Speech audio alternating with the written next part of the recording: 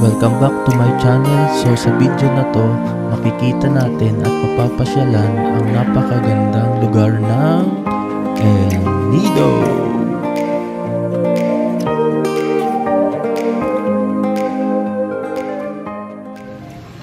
So umpisa natin ang ating adventure dito sa NAIA. So dumating kami dito around 2:30 AM and flight namin is 4 AM.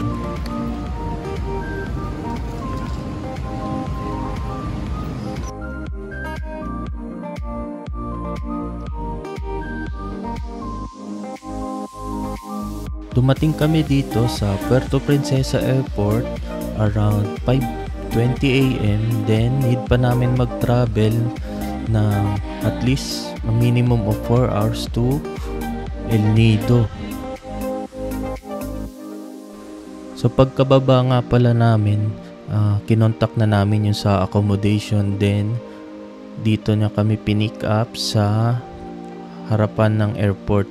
So after kami pick upin, tinuro kami kung saan kami sasakay na van. So first time ko nga pala dito sa El Nido, and habang tinatanaw ko tong tanawin habang nagbabiyahe, so ramdam ko na agad ang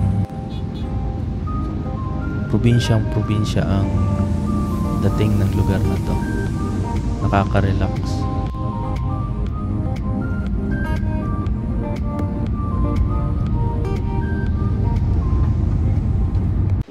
So after more than 4 hours ng pag-travel, nakadating na kami ng El Nido. So ito nga pala yung accommodation namin. So ito yung Sanuk. So ito yung page nila. Then tingnan nyo na lang dun sa page nila yung mga rooms. Around 10:30 AM nga pala kami nakarating dito. So dito sa stair na to pataas, dito yung way papunta sa dining area nila. So ito yung view nya habang nagbe-breakfast kayo. After namin mag-rest ng ilang minutes sa Nuuk, so nag-proceed na agad kami dito sa first destination namin sa Lio Beach. So nag-tricycle lang kami papuntang Lio. Then pagdating namin dito sa area na to, bumaba na kami ng tricycle. So walking distance na lang naman to mula sa Lio Beach. So okay lang na kahit lakarin na namin since maganda na yung view dito. So pag andito na kayo sa may part dito or area dito, so dito sa left side na to, papasok na yan ng Lio Beach. So ito na siya.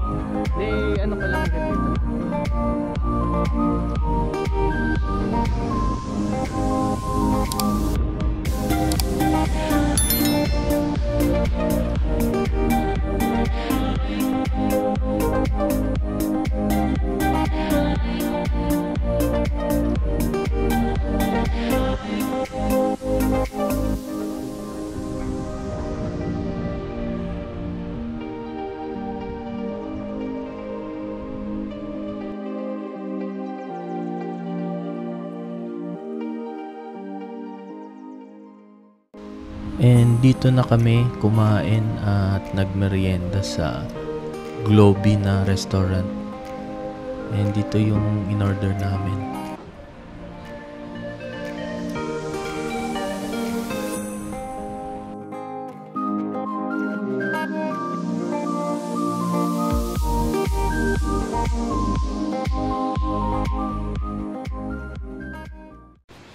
So after namin kumain, so nag-ikot-ikot na kami dito sa part ng Leo, dito sa may area ng port. Then hanggang hapon dito na rin kami na tumambay since maganda yung sunset view nila dito. So napakaganda talaga. Buti na lang maganda yung panahon na nabigay sa amin. So ito yung sunset niya. Sobrang ganda.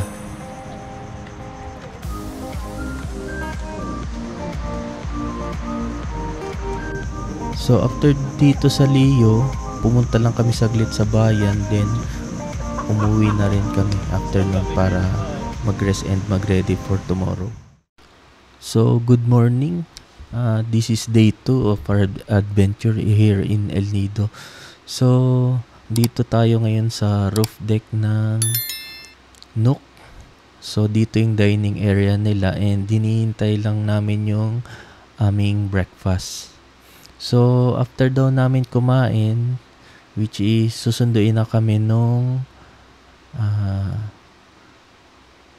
maghatid sa amin para dun sa island hopping. Dadalhin kami dun sa paghihintayan sa meet-up place. So ito yung aming free breakfast. So sa stay namin dito, lagi silang may free breakfast. Puro silog yung sa menu nila and may free coffee din. So ito, sinundo na kami nung maghahatid sa amin papunta dun sa meet-up place para sa island hopping.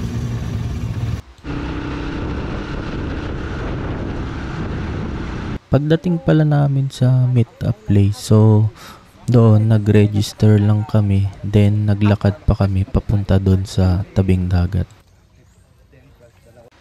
So pagdating naman namin dito sa tabing dagat, so sasakay kami ng maliit na bangka, then isasakay na kami doon sa bangka na pagsasakyan namin para sa island hopping.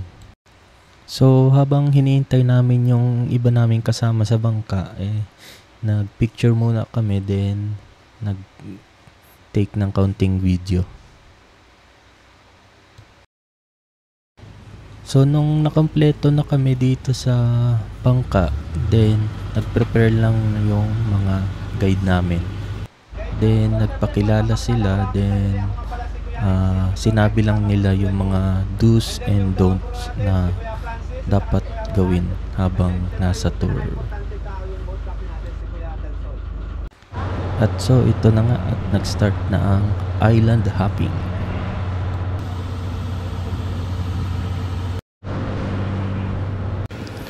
So dito pa lang on the way pa lang kami sa first island namin, ito na agad makikita niyo ang mga napakagandang rock formation. At ito na yung first destination natin. Ang unang island is yung Helicopter Island. So kaya siya tinawag na Helicopter Island since gawa mismo dun sa shape ng island. So dito pala sa island hopping, so bawat destination meron lang allotted time para magstay dun sa bawat island na mapupuntahan.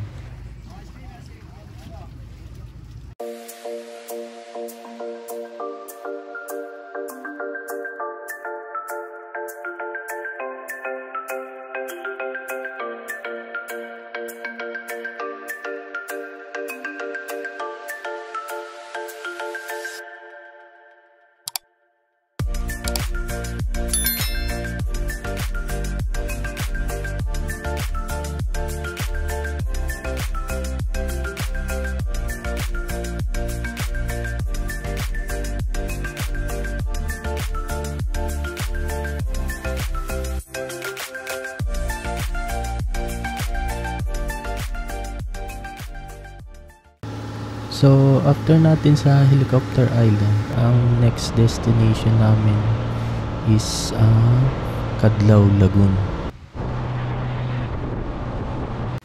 At ito na nga yung ating next destination, ang Cadlaw Lagoon.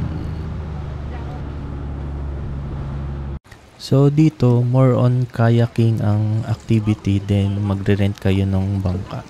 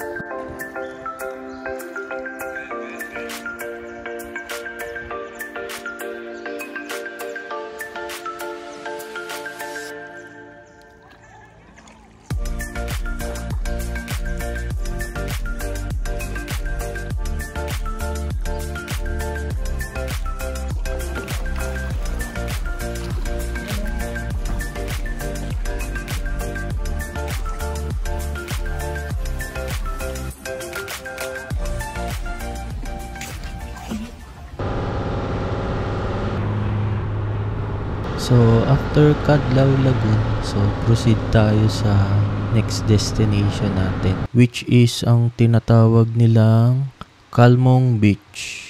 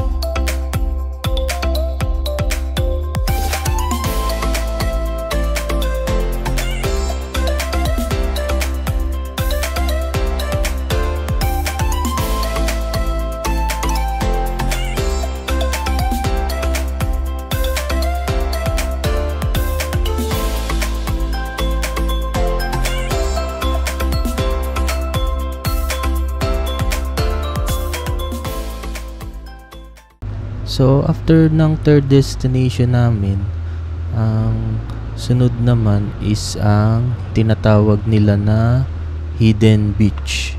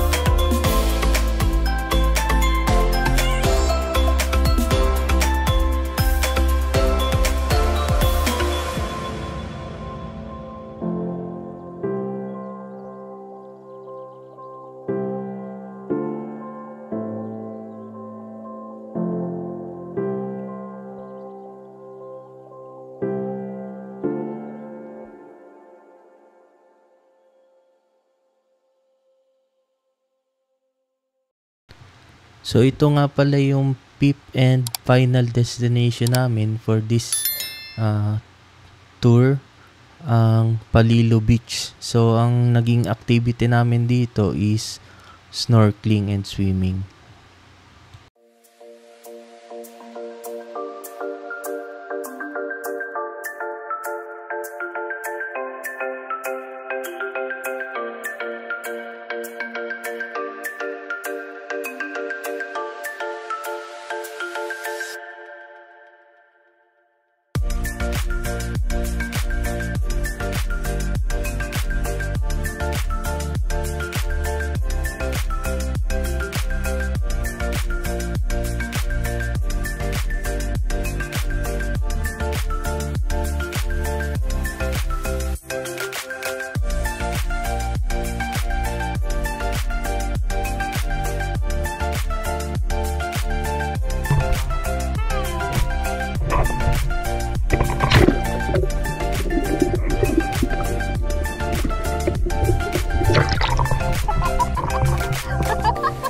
Alayo mo na!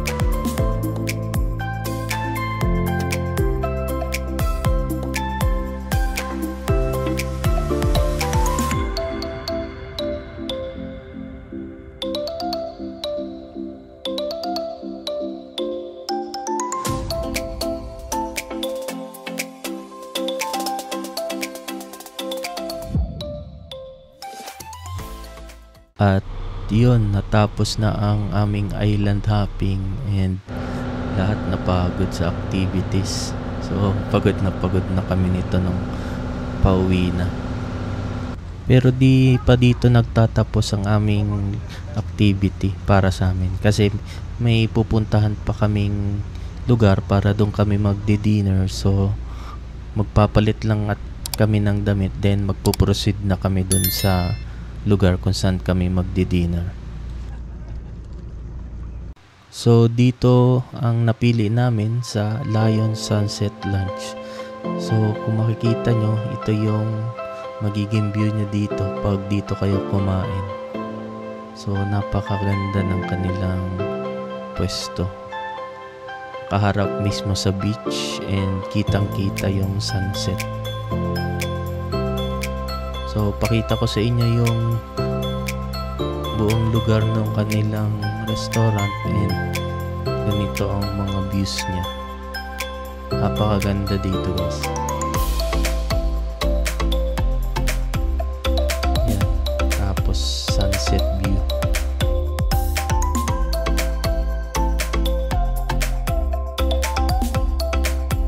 Bale dito na talaga kami nagstay hanggang sa maggabi since ang ganda talaga ng ambience ng lugar na to. Nakaka-relax. So ito naman yung mga in-order namin na pagkain and drinks.